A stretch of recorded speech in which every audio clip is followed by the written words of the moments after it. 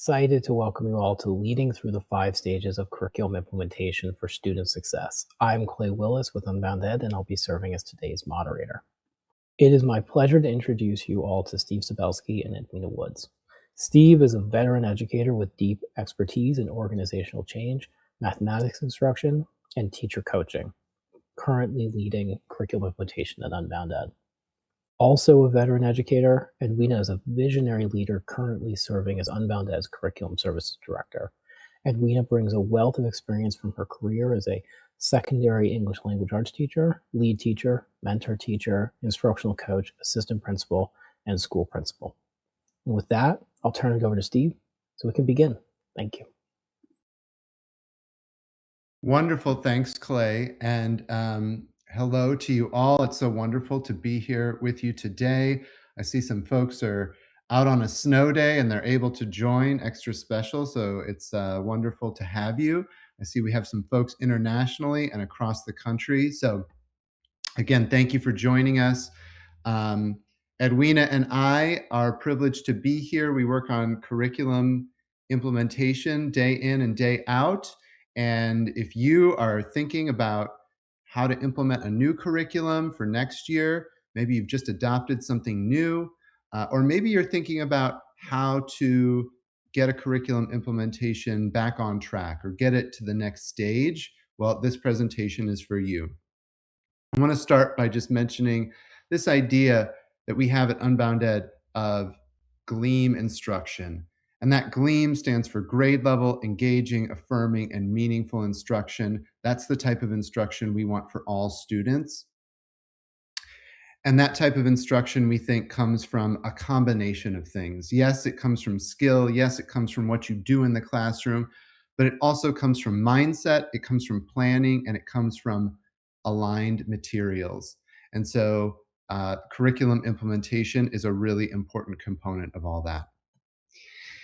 And so to get us started, we have a quote here from the National Institute for Excellence in Teaching, which is that identifying and selecting a high-quality curriculum is the first step, but implementing it well is just as important, right? And so that's what we're going to be thinking about today. It's not just the materials. The music is not just in the guitar. We have to implement and we have to pay attention to our execution. Our objectives for the next hour are that we want to think about this idea of technical and adaptive solutions to leadership problems. We want to think about the 5 stages of curriculum implementation as a way to help you with your own implementation. And then we want to practice applying those 5 stages in some common implementation scenarios that we see all the time in our work. In the chat, you will find a link to a note catcher. If you just feel the need to have some sort of a guided structure for your notes, all of the questions and prompts and things that we'll be asking are included in this note catcher, and you can click on that and bring that up and take some notes in PDF format. If you just want to grab your own personal notebook and jot some things down, that's okay too. Everything will also be on the slides. So don't worry if you can't click on that or you're having difficulty accessing. Just follow along in the presentation and you'll be okay. And then to get us started, I would love it if everyone would drop in the chat, where is your district in the curriculum implementation process? Are you thinking about adopting a new curriculum? Are you currently implementing a new curriculum? Or are you looking to refine the implementation of a curriculum? And I'm seeing the responses come in. I'm seeing folks at all different stages. I'm seeing some folks who are at all different stages in different grades and different subjects. And so that's okay. You may be thinking during this presentation about we're at one stage with one grade in one subject, and we're at a different stage in another grade and another subject. That is totally normal and a useful thing to think about being at different points at different times. Beautiful. Okay.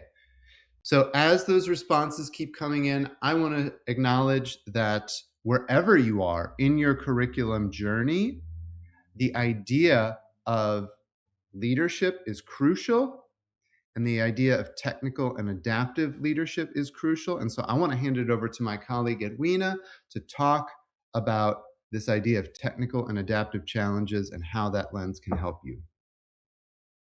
Hey everyone, good morning or good afternoon, depending on where you are. Steve, thank you so much for that introduction and for just getting everyone all fired up to engage with us today. So again, if you're able to open the note catcher that was dropped in the chat for you, that would be awesome. But again, if not, just as Steve says, you can follow along in our slide deck. And I love that you guys are in the chat. So let's continue to be there because we're going to ask some questions, continue to ask some questions. And so this is a collective efficacy kind of collaborative space. All right. All right. So let's get into this technical and adaptive challenge. All right. So as we think about technical and adaptive, I'm sure the one that we're most familiar with is the technical challenge, because technical challenges are those things that we can like create a checklist for, right? In this challenge, we lean on our knowledge to do the work and our expertise to fix it. So if I'm a math person, I can fix math problem. If I'm ELA, I can probably fix ELA person. So we are able to just easily technically solve it within our own capacity. They are identifiable and they also have achievable solutions, right? So get the math kit out, get the books out, get the resources out. They are simple and predictable. And as I said before, they're easily solvable, right? That's all technical. So let's think about this. One example of a technical challenge with curriculum implementation. Y'all probably already know what it is, right? One challenge would be teachers not using the manipulatives. So let's say we have a math curriculum that comes with the tanagrams and comes with all the different things needed for math, the math toolkit, and teachers are not using that math toolkit, right? As they're supposed to be using for the lesson. So as a school leader, I could have a meeting with my teachers to make sure that they have the necessary resources, that they have those tangible manipulatives, or that they have access to the online platform to use, so that I'm resetting that expectation of what does it mean to implement this curriculum. All right. So that's the technical component of a technical challenge. Okay. So now we're going to move to talking about the adaptive challenge.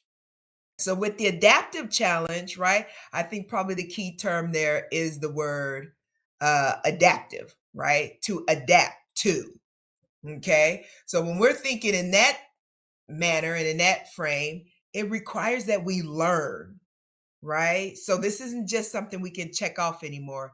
It's something that we can learn. And it requires us to confront the status quo, right? So our implementation of a new curriculum is going to raise up some issues that we may have regarding our behaviors in instruction and leadership, regarding our practices in teaching and instruction, or ways of working together that we have been committed before we implemented this curriculum, right? So with adaptive, those changes are fluid. We kind of go back and forth. So solutions to this type of challenge usually require that we learn in new ways. As I said before, we have to change our attitude, which means that we have to like discuss and level up.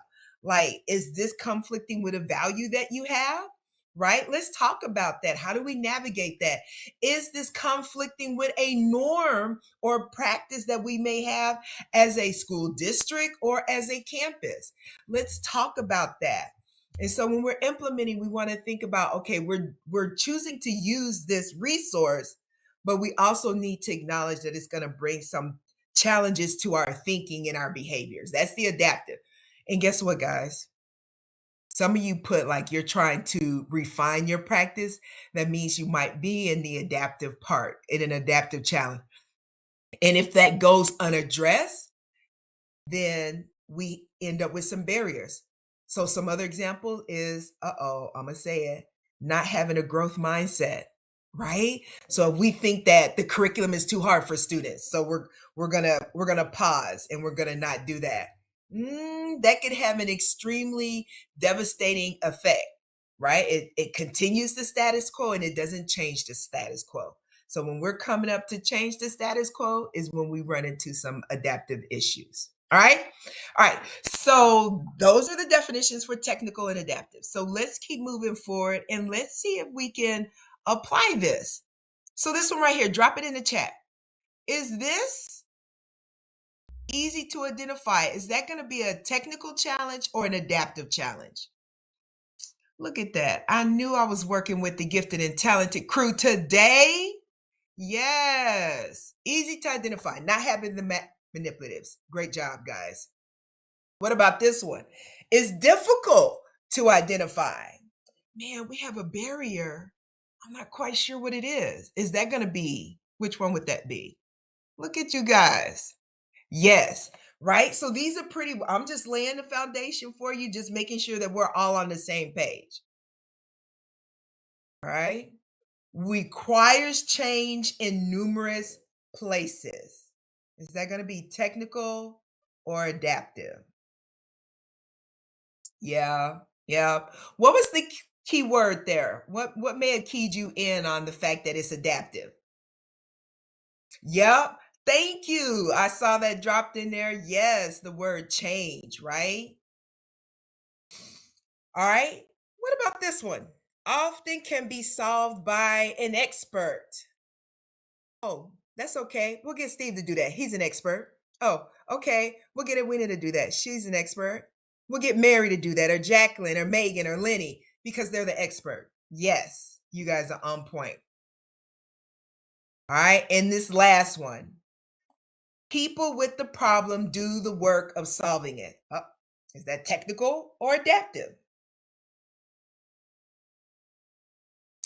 Yeah, yeah. What was the key word in this one that led you guys to adaptive? What was the key word?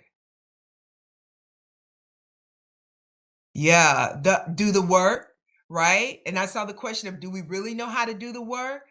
Right? I love that question because sometimes I think as educators, we assume that everyone knows how to do the work and we just move forward when what we need to do is come back together. Yes, thank you, Tara. Thank you, Michael.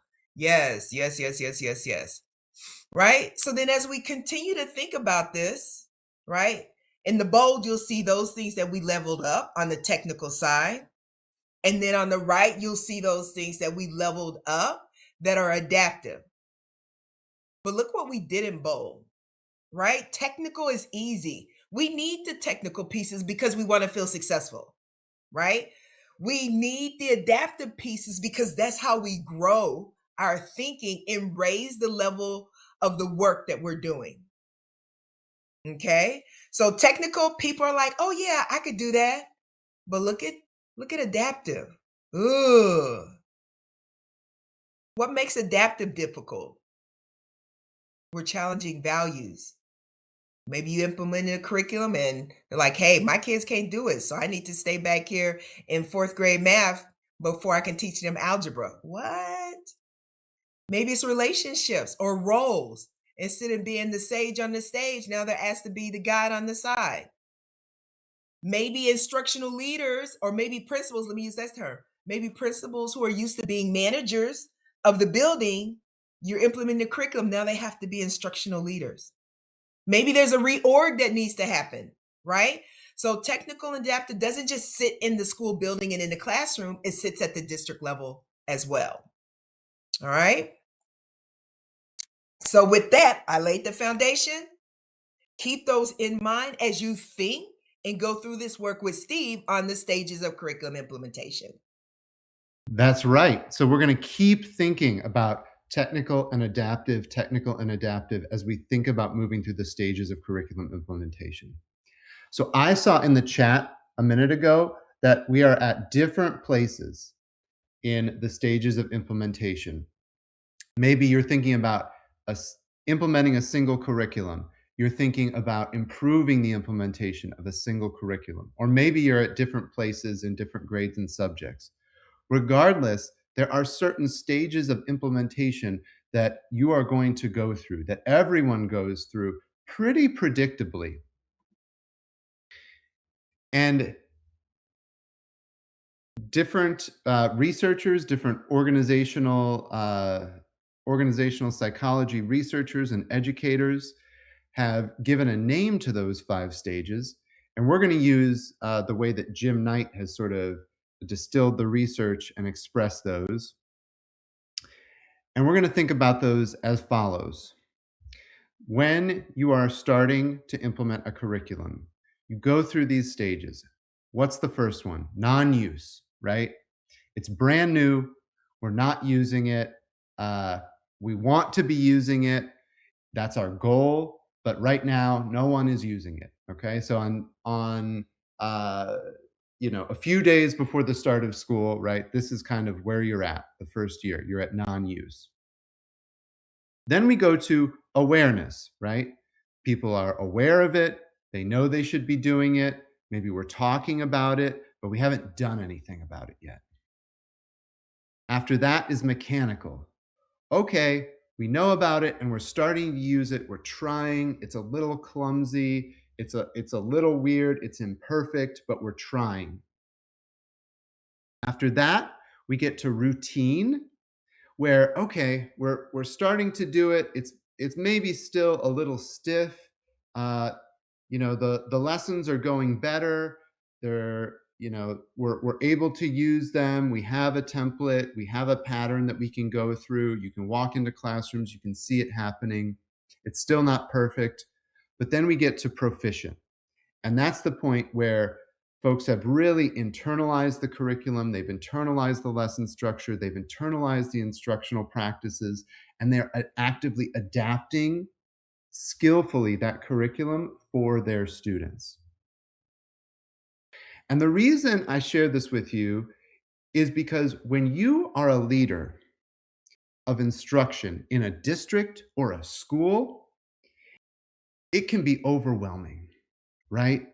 There's different people, different roles, different buildings, different departments, all sorts of different functions that you have to attend to. And you can go out of your mind. But if you are thinking of this stages of implementation as a ladder, then you don't actually have to do everything. All you have to do is get to the next stage. You can say to yourself, you know what?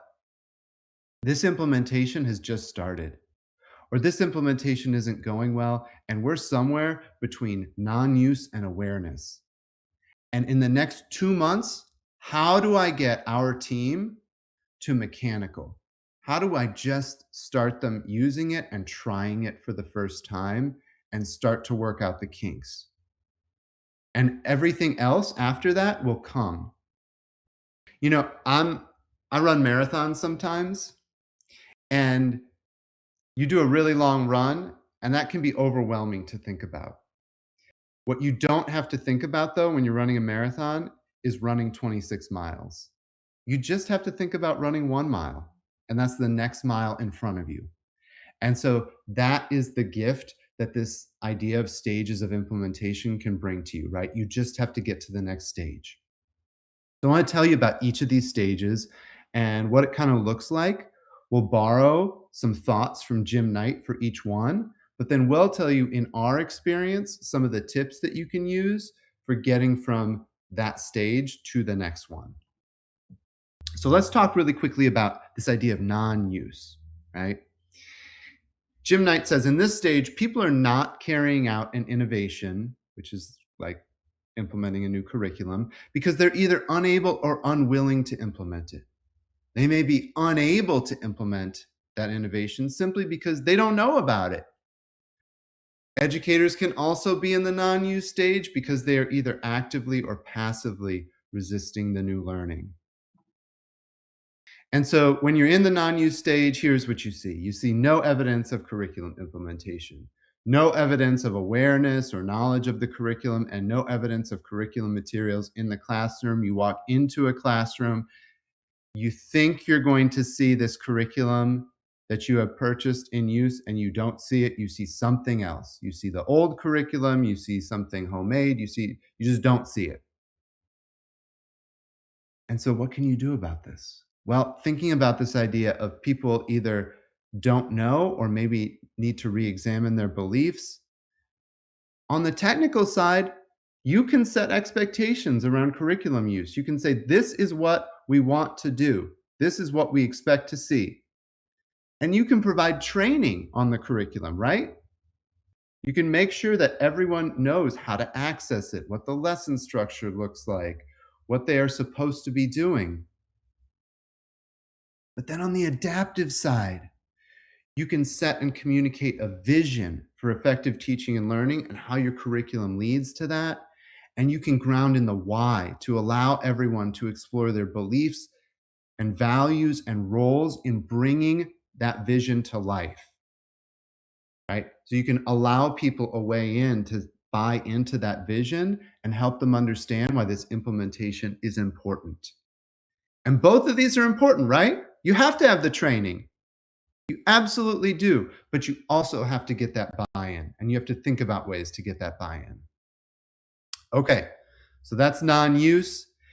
If that is resonating for you, you can type it into the chat as I go along. If there's an idea that is really striking you, that you feel like, oh yes, that is something we need to think about, you can drop that in the chat. We're going to move on and we're going to think about awareness. And Jim Knight says during the awareness stage, people talk about change, but they don't do anything differently. Does that sound familiar? That happens sometimes in education, right? When we're in the awareness stage, practitioners discuss the curriculum change, but there's no change in teaching practices. They might have the curriculum materials in their classroom, but they're not in use. Lesson structures and routines, we're talking about them. We're talking about how they're such a great idea. They're something that we want to do, but they're not in student or teacher actions. And we've gotten trained, but we're still unsure about how to do it. And so some technical changes we can implement. We can do weekly classroom observations to check, how's it going? Are we actually trying to implement here? And we can think about our professional learning communities and what are our protocols there to support implementation, right? So we have to have those structures to move us from awareness to actually doing something. But then on the adaptive side, we can provide some spaces. We can have conversations to understand where's the resistance? Can we have some collaboration on this? When people start to do it, when we see those little glimmers of trying, we can acknowledge bright spots and growth. We have to celebrate the wins. We have to build that positive narrative that it is happening. We are going to do it. We are going to succeed. Just like a teacher does in a classroom, that's what we do for our organizations. And we can provide ongoing training, observation, and feedback grounded in the curriculum. I see some other great ideas coming in the chat. Let's keep those going. Let's push forward. Let's think about mechanical. Jim Knight says, since the new strategy may not improve student learning or well-being at first, and since implementing something new can feel clumsy, it's not surprising educators often decide to return to their old comfortable ways of teaching. I love that word clumsy. That's what mechanical is. It's the clumsy stage. That's when practitioners have begun to deliver or use the curriculum materials. It's occurring, but it's inconsistent between classrooms.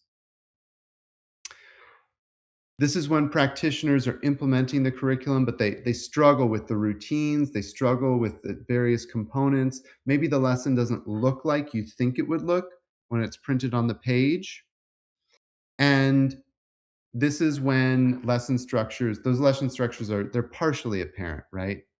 So you can see an attempt, you can see an effort, but it's not quite there yet. If you were to watch a video of an expert practitioner and you look at what's happening during the mechanical stage, you'd see some things in common, but they wouldn't really look the same. What can you do about it? So you can set clear expectations for PLCs to discuss upcoming lessons and make sure that we're unpacking. We can schedule some peer observations to look at lesson components. Because when you have early adopters and you have teachers who are trying and who are having some success with it, those teachers who are less sure, one of the best things they can do is to get some time to go into another teacher's classroom and see, how are you making it work? We can also increase teacher voice and input. If we want, we can do some surveys, but we can keep up those informal interviews, those informal conversations about how's it going? Are you having difficulty? How can we unpack this? How can we make this better for you? And we can further use our PLCs to have conversations about, okay, team, as a grade level team, how is this going for us? As a department, how is this going for us? How can we get over some of these humps?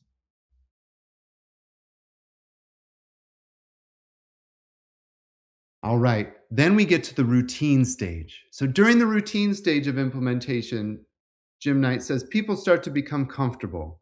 And feeling comfortable, people may be tempted to implement the innovation in a structured and a quick and an easy to remember way. And so what you start to see during the routine stage is, yes, practitioners, teachers, they're using the curriculum with fidelity, but it might still be a little stiff, right? It might not be as fluid as it can ultimately be. They continue to receive training and coaching, but they're not yet making changes in the prescribed structure based on data or feedback. Student outcomes might not be present because of inconsistencies in implementation, but we're starting to see the lesson structures, we're starting to see the instructional routines happen on a consistent basis. So you can walk down a hallway of implementing classrooms and you can see all of them using the curriculum. You can see them making it through a lesson. You can see them using the different habits of discussion and other things that make up the curriculum. And so how do you push forward even more? Well, you can start to observe classrooms and you can shift your observation focus from what is the teacher doing? Are we trying to do the curriculum? To what are students learning? What are they doing? And can we begin to collect and assess student data? So in this stage, we're starting to translate from what is the teaching to what is the learning? And how are we monitoring that learning? We can use our PLCs and transition from not just like, how do we unpack the lessons? How do we unpack the curriculum? To how are we planning for specific students and certain groups? How do we meet their needs without changing the rigor of the lesson? That's so important, right? We're not going away from the curriculum. We're not going away from the rigor. We're not changing it. Instead, we're choosing to embrace that rigor, and we're choosing to figure out, how do we get there?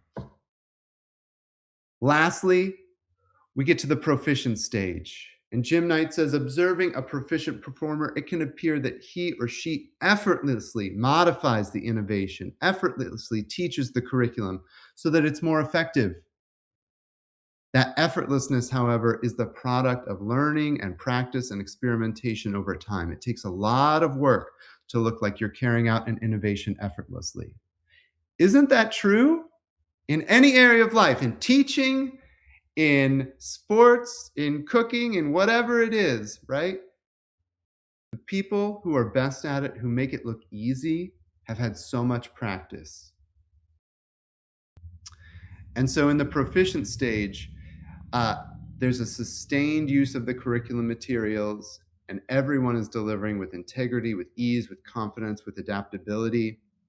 Students and families are engaged and aware. Data and feedback is being used regularly. Student outcomes are actually improving at this point, and curriculum-specific indicators, you can see them all up and down in all different classrooms. And so how do we keep this up? That's the question. How do we sustain? Well, We can set expectations for appropriate adaptations to the curriculum, because not all adaptations are created equal. We know that. We can set expectations for data analysis cycles. How often are they happening? And we can use PLCs to investigate data for all of our students, all of our groups, and gradually develop answers to the question, how do we ensure each and every student continues to show growth? So I'd invite you now to think about, in the grades and subjects that I'm thinking about, where are we? Where are we in that journey from non-use to awareness to mechanical to routine to proficient? And I'm going to hand it off. I know this was a lot, but I'm going to hand it off to Edwina, and we're going to unpack this and think about where are we in those 5 stages, and think through some common scenarios, some common examples that we see all the time in our work.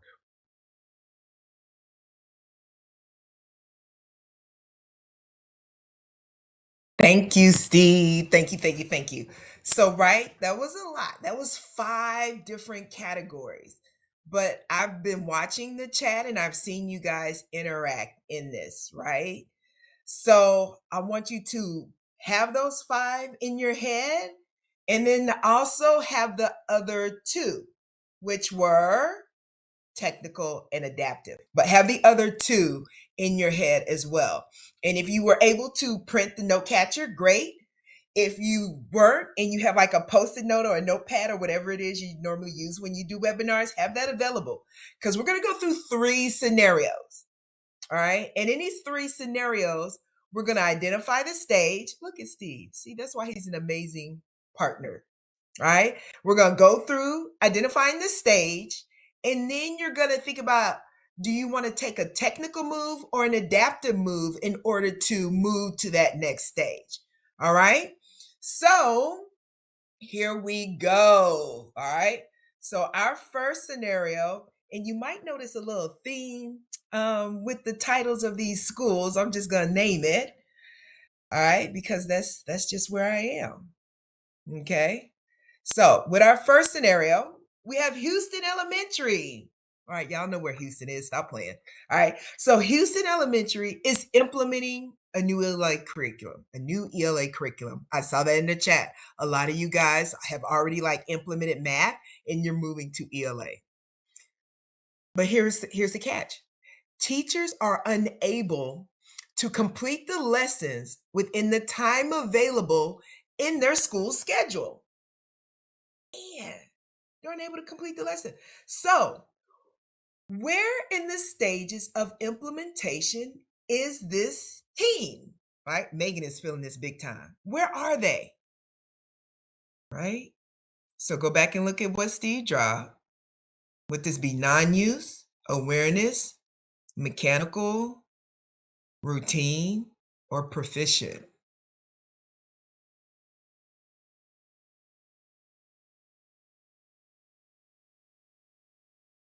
What are we putting over there? Am I seeing? What am I seeing? Oh, I see mechanical. Mechanical. I see awareness and mechanical. Yes, yes. The key here is that you guys didn't land at proficient and routine. All right. All right. So, right. That's a great point, Mary, right? Because some things can fall in mechanical and then some things can fall in awareness. Like there is an overlap, there's a gray area there. All right. So, now let's talk about the solution. I see that part, but what's the solution, guys? Would we take a technical or an adaptive approach?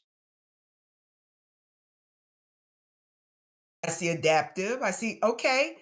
So I'm gonna wait like 15 seconds and I need somebody to tell me what would that adaptive approach be? We're saying adaptive. That means we have to think through it. What would the adaptive be?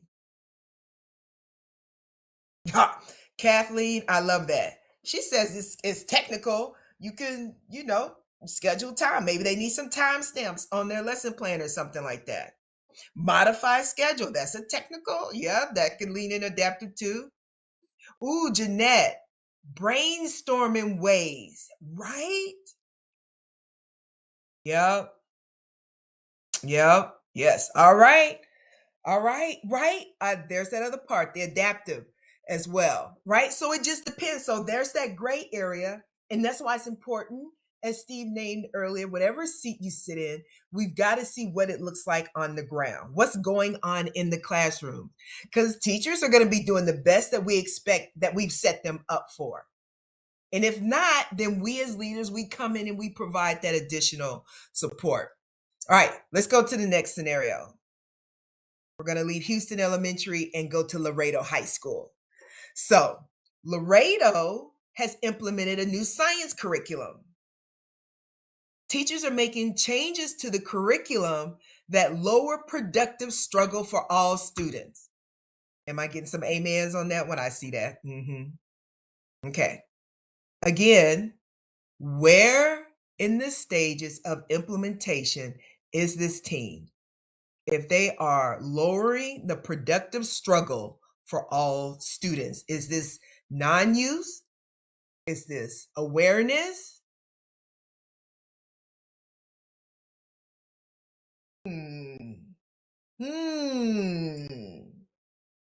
All right.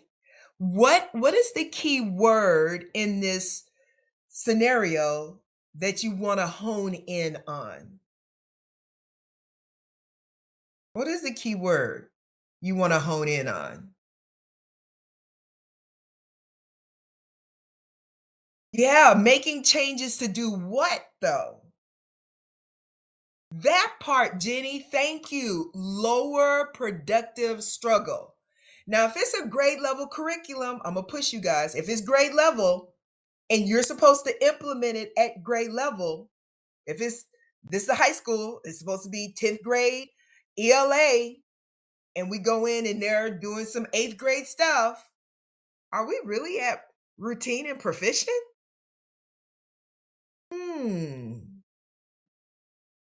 There we go. There we go. All right. So now, then what would be the solution? If they're lowering the productive struggle, what would be the solution? Technical or ooh, I like that, Kate. They are actively, right? Oh, I think this leads us to the technical or adaptive. What should be the approach, perhaps? Hmm. Hmm. Think about why the rigor may be lowered.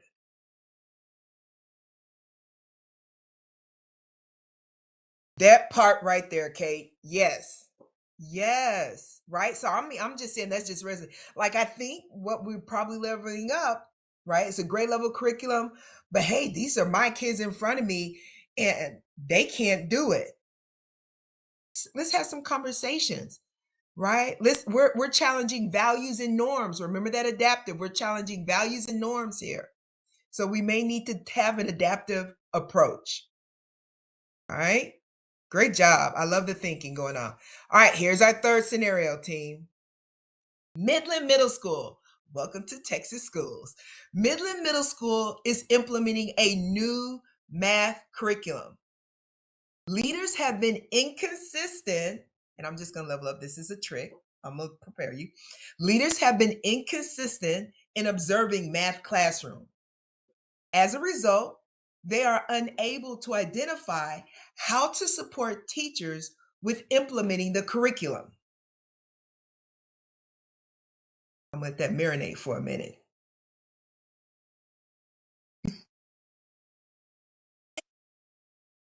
Implementation is this team.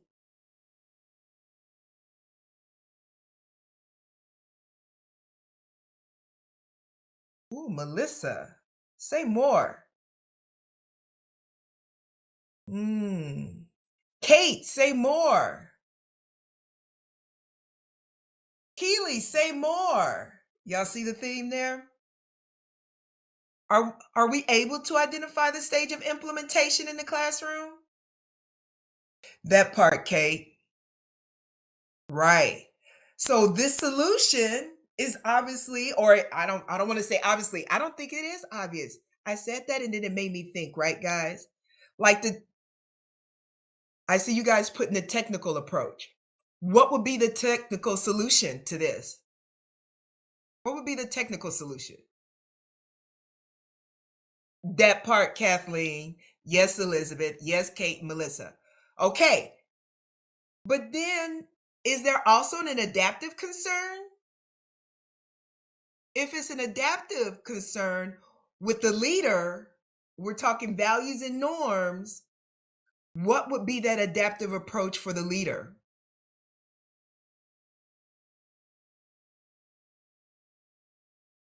Yeah, Tara. Yes, there we go. I saw it. A shift. Yes. Yes. Yes. Right, guys. Yes. And I'm gonna take one step back. I'm gonna call it audible real quick, Steve. We're talking about leaders in the building. Let's take a step back. Who supports those leaders? So just like leaders support teachers, who's supporting the leaders? And has the expectation been set for campus leaders? That part, Melissa, Megan. Yep, Marianne. Values, norms, behaviors, and beliefs. Yes. Yes, Rose. All right, guys. So those are the three scenarios. Let's take one more leap. All right. We looked at everybody else's yard. Now let's look in our own backyard. Where are we?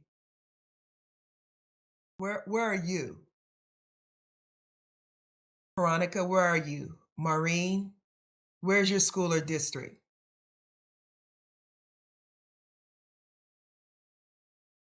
All right.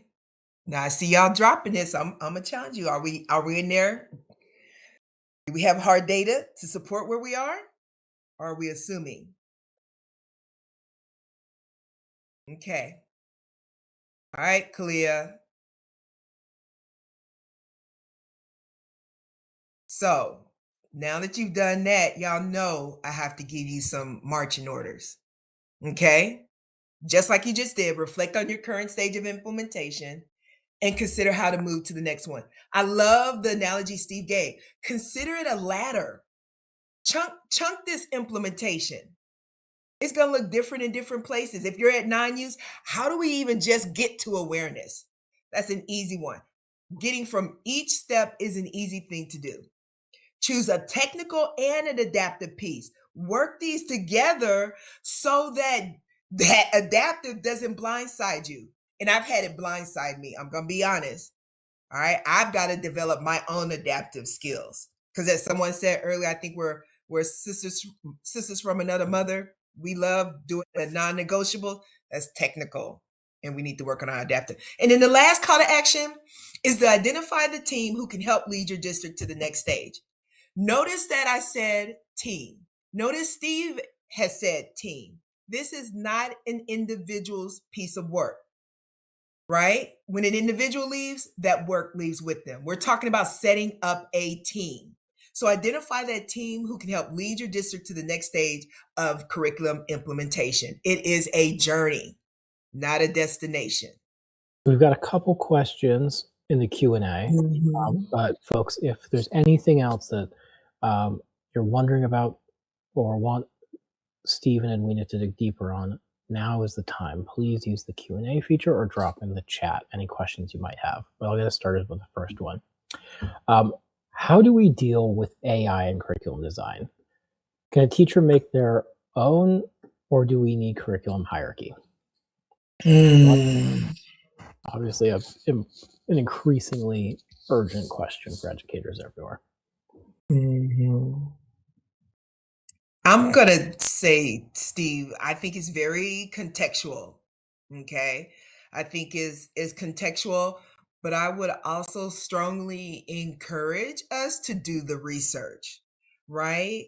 I think when I immediately think of that about teachers using AI, and now mind you, I am a teacher advocate, and I believe in the power of teachers to transform the lives of students. I believe that teachers do the best that they can do based on where we have placed them and the support we have given them. So I'm going to say that teachers using AI curriculum, to create curriculum is no different than teachers using teachers pay teachers, to me. It wouldn't be any different than teachers just writing it themselves. It's just maybe done a whole lot quicker. Steve, what are your thoughts on that? Yeah, I would want to think about how the thing that concerns me a little bit about the AI use, this is just Steve speaking here, but Right. is Mine was Edwina. the lack of well, AI, it's a brave new world out here, right? We're all making sense of it. But just kind of the lack of guardrails, right? Like AI can generate a whole lot of content very quickly. And we all know that content is not always true. It's not always accurate. Um, and so I would think about how do we use AI to um, enrich a vetted curriculum resource that has been um, vetted by a source like EdReports or another reliable source, um, and that you have gone through an adoption process for. Um, that's kind of what I would think about, right? So, how do we augment those lessons? How do we add to those lessons at the point where we've tried to use those lessons and we're getting better at using those lessons, and we realize that our students have uh, certain needs or certain adaptations? How do we use AI to make those adaptations more easily? Right? I think that's a better way to do it. But that interaction between the teacher and the vetted curriculum and the AI, I think, is probably a more fruitful one than just allowing AI to generate a whole bunch of content for us. I want to put out that AI is really just a whole bunch of brains together. Like it's using everything that we as humans put in it. So it's going to level up our biases and anything else, right? Somebody put in hallucinations. So I'm not against it, but I'm with Steve. Guardrails. All right, Clay. Next question. Yeah, Sorry. guardrails, policy, training, and I think it's always important that AI is a support and not just the replacement for actual professional expertise and diligence. We got a great question from Kate. How do we convince teachers to use HQIM they don't like? I think from my experience, you have to have those conversations. You have to dig what is it that they do not like, right? And in that way, you're showing that you hear them, right? But also that we're not going to make an assumption, right? So I hear that you're having some struggles with the curriculum. Let's talk about what they are, right? But as a leader, you have to be prepared for that conversation, right? You're not going to be able to sit back and say, do it because, well, okay, you started with do it because I say so, because that's the non negotiable, right? But for them to move forward and for kids to get the best experience and for teachers to get the best experience, you're going to have to see what of their values, norms, or beliefs is this curriculum actually challenging, right? So if they don't like it, why? And kind of explore that with them. Steve? Yeah, I think two thoughts that I have are from a structural lens. This is why a really good inclusive adoption process is important, because you're starting to build buy-in from the moment you consider bringing a new curriculum in. You're starting to bring voices into the process. You're starting to really evaluate whether a curriculum is a good fit for your district and your team. However, whether or not you've done that, I think, going back to what Edwina said, it's about kind of creating the adaptive conditions. Heifetz says, the sort of godfather of adaptive leadership, people don't resist change per se if they can see it's a good thing, but they resist loss. Mm-hmm. How do we take stock of what people might be losing in a curriculum change, and how do we compensate for that? And how do we create the conditions where it's not a direction that you have to follow, but this is a mission that we're all invested in? So I would kind of flip back. I'm not going to do it right now, but I would mentally flip back to that slide where we talk about vision and what we want for our kids and how this curriculum is a tool for getting there, and what is the role that we can all play in that. And we all have a role to play in that, right? Thank you. Andrea is wondering, can you share how you might support a district implementing a new curriculum at the mechanical stage with aligning their assessment strategy? A good one. Yeah. Folks are bringing their whole brains today. They are bringing the whole. These snow days have given people time to think. As So I think, oh, go ahead, Steve. I can start us off. I think that, so one piece of advice, I think there's a whole bunch of answers that we could give to this question, but one piece of advice that comes to mind is, what is your primary source of assessment data? I find that a lot of districts they're awash in data, right? They may be using the curriculum-based assessments. They may be using sort of a standardized assessment like MAP or STAR or iReady. They may be relying sometimes on state assessment data, right? And so I think you have to figure out what is the source of data that we're really going to rely on, and how does that link to the curriculum, right? That source of assessment data really has to give us some actionable intelligence on how students are going to fare with the lessons that are coming up in front of them. And if it's just giving us intelligence on the general level or the general achievement of different groups of students, well, that's less useful than how are they going to fare on this immediate unit that's coming up, and what skills do we need to spiral in, and how can we do some pre-teaching or some other work to get students prepared for that. So that's kind of the general strategy that I would articulate, is really thinking about what are our data sources, and what are we, maybe what are we not going to use as much anymore, right? If you have too much data, but you're not using any of it, then you got to pare back and you got to focus. And how are we keying that to the scope and sequence of the curriculum? I think that is great, Steve, because you responding gave me time to think about what you were saying and the question. And I just had this question Monday with a school district where we conducted some classroom observations.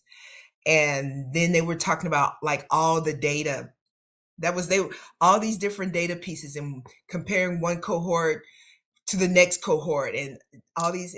So we just stopped and I was just like, which data piece matters? You have all this one, but which is the one that you're truly using to impact instruction? Which is the one that you really want teachers to take ownership of? Which one do you want leaders to take ownership of? Right? And so to that point, once you identify that data piece that you really need, and to Steve's point, which ones you're not, that doesn't mean that other ones aren't important. They're not the ones that's going to truly drive the work. They just give some other information, right?